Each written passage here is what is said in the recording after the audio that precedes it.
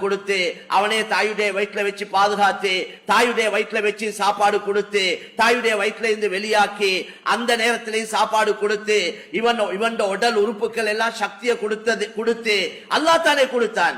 எந்த உம்மவாலையாவது பிள்ளைய பார்க்க வைக்கலுமா, கல்ல பார்வையை கொடுக்கலுமா, காதை கேட்க வைக்கலுமா, நடக்க பிடிக்க வைக்கலுமா? ஒன்றும் செய்யல ஒரு தாயால தகப்பனால. அதெல்லாம் அல்லாஹ்வால தான் அந்த சக்திகள் கொடுக்கப்படணும். அந்த அடிப்படையில அவனே எங்களோட உடல்ல சக்தியை கொடுத்து எங்களுக்கு உண்ண தந்து குடிக்க தந்து வாழ்க்கையை தந்து எங்களோட தேவைகளை பூர்த்தி செய்து, மேலான சகோதரர்களே, அவனே எங்களை மௌத்தாக்கி மரணிக்க செய்து அவனுக்கு என்ன தேவை இருக்குது எங்களை நரகத்துக்கு அனுப்ப? அவனுக்கு எந்த தேவையும் இல்லை. அவனோட மோதக்கூடியவங்க முட்டக்கூடியவங்க யாராவது இருக்கிறாங்கன்னா எங்களுக்கு சில நேரம் அப்படி சொல்லல, அவனுக்கு காட்டுறதுக்காண்டி அல்லாஹ் இப்படி செய்யறான். அல்லாஹ்வுக்கு நிகர் யாருமே இல்லை. அவன் தனித்தவன். அவன் சக்திக்கு நிகரான சக்திகள் யாரிடத்திலுமே இல்லை. அவன் அஸ்ஸமீ, பார்க்கக்கூடியவன் என்றா அவன் பார்வையை போல யாருக்கும் இல்ல பார்வை. ஒரே நேரத்தில் முழு உலகத்தில் இருக்கக்கூடிய 7 வானத்துக்கு மேல உள்ளவைகள், 7 பூமிக்கு உள்ளவைகள், 7 பூமிக்கு கீழே உள்ளவைகள், இந்த ஒவ்வொரு வானத்துக்கு இடப்பட்ட படைப்பினங்கள் என்னென்ன இருக்குதோ அதே போல இந்த மனிதர்கள், ஜின்கள், மலக்குமார்கள், மிருகங்கள், கடல்ல வாழக்கூடிய மீன் மச்சங்கள், வன விலங்குகள், சகல படைப்பினங்களுடைய சப்தங்களையும் ஒரே நேரத்தில் கேட்கக்கூடிய சக்தி உள்ளவன் அல்லாஹ் சுப்ஹானஹு வ தஆலா. இந்த அவ்வளவு படைப்பினங்களையும் ஒரே நேரத்தில் பார்க்கக்கூடிய சக்தி உள்ளவன் தான் அல்லாஹ் சுப்ஹானஹு வ தஆலா. வஹுவஸ் ஸமீஉல் பஸீர், அவன் கேட்கக்கூடியவன், பார்க்கக்கூடியவன். அவன் பார்வை இப்படியா கொண்ட பார்வை. அவன் அறிவு அதுக்கு நிகர் எதுவும் யார்த அறிவும் கிடையாது.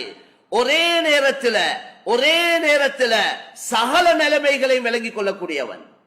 அதனால தான் லைஸ கமிஸ்லிஹி ஷை, அவனை போன்று யாருமே இல்லை, அவனுக்கு நிகராக யாருமே இல்லை என்று அவனே குர்ஆன்ல சொல்லியிருக்கிறான். அதனால கண்ணியமான சகோதரர்களே, அல்லாஹ்வின் நல்லடியார்களே, பெரியவர்களே, நான் சொல்ல வந்த விஷயம் என்ன என்றா, அல்லாஹ் சுப்ஹானஹு வ தஆலா அவன் எங்களிடத்தில் இந்த முயற்சிகளை எதிர்பார்க்கிறான். எங்களோட சிறிய முயற்சியின் மீது பெரிய கூலிகளை தாரான். சும்மா யோசிச்சு பார்த்தா மௌத்துக்கு பின்னால நாங்க வாழ போற வாழ்க்கை நிரந்தரமான வாழ்க்கை. அல்லாஹ் எங்கள் எல்லோருக்கும் சொர்க்க பாக்கியங்களை தந்தருள்வானாக. அந்த சொர்க்கத்துல நிரந்தரமா இருக்க போறோம், மௌத்தே இல்லை என்று தான் குர்ஆன் ஹதீஸ் ரொம்ப தெளிவா சொல்லப்பட்டிருக்கு. அப்ப அந்த நிரந்தரமான வாழ்க்கையில நிரந்தரமா அந்த இன்பங்களை பாக்கியங்களை அனுபவிச்சு கொண்டே இருக்க போறோம் இன்ஷா அல்லாஹ். அப்ப அவ்வளவு அழிவு முடிவில்லாத நிரந்தரமான வாழ்க்கையில இன்பங்கள் அனுபவிக்கக்கூடிய மனிதன் எவ்வளவு காலம் அமல் செய்யணும்? குறைஞ்சது ஒரு 5000-10,000 வருஷமாவது அமல் செய்யறதுக்கு அல்லாஹ் எங்களுக்கு சந்தர்ப்பம் தந்திருக்கணும். அவன் இரக்கமுள்ள நாயன்.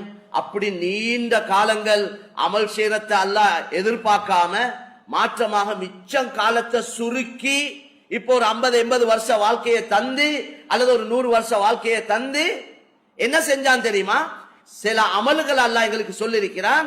அந்த அமல்களுக்கு தரக்கூடிய கூலிய பார்த்தா மிகப்பெரிய கூலியா அல்லாஹ் தாரான். சின்ன சின்ன முயற்சியின் மீது பெரிய கூலிய தாரான். ஒரு மையத்து தொழுகையில கலந்து கொண்டா ஒரு கீராத் நன்மை கிடைக்கும் என்று நபி ஸல்லல்லாஹு அலைஹி வஸல்லம் சொன்னாங்க. ஒரு கீராத் என்றா உஹது மலை அளவு நன்மை.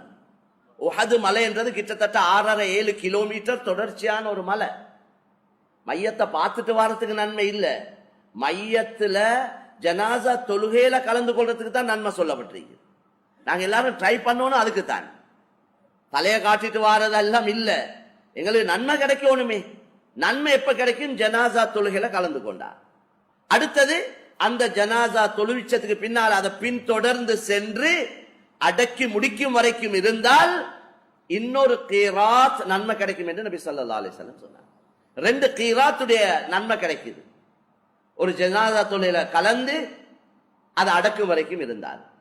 2ஐயும் அடையலும் என்றா மிச்சம் நல்ல இல்ல, ஒன்றையாவது அடைஞ்சு கொள்ள பார்க்கும்.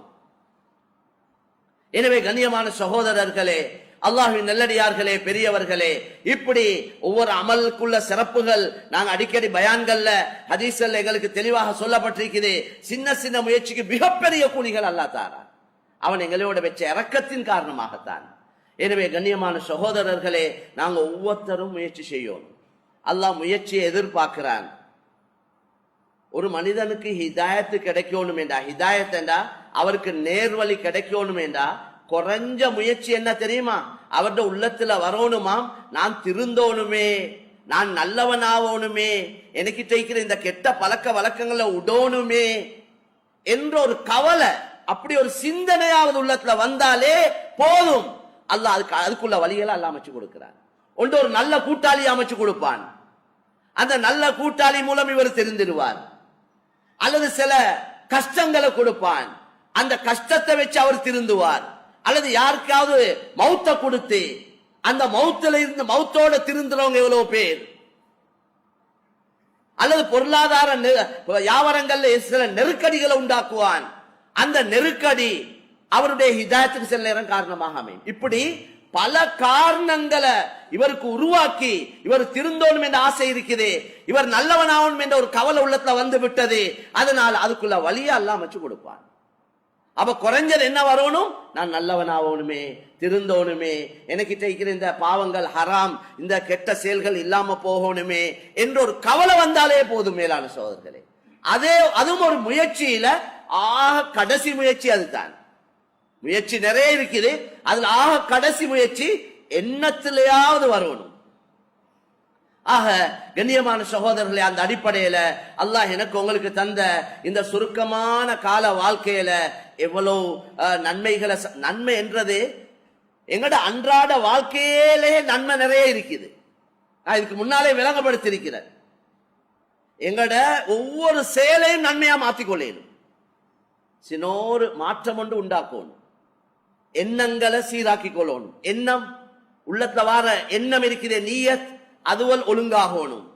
எண்ணத்தை சீராக்கி கொண்டே செய்யகளை முறையா செய்வோமா இருந்தா அல்லாஹ் ஒவ்வொரு செயலுக்கு நன்மை தந்து கொண்டே இருப்பான். பார்வையால நன்மை கிடைக்குது, எட்டுக்களை எடுத்து வைக்கிறதால நன்மை கிடைக்குது,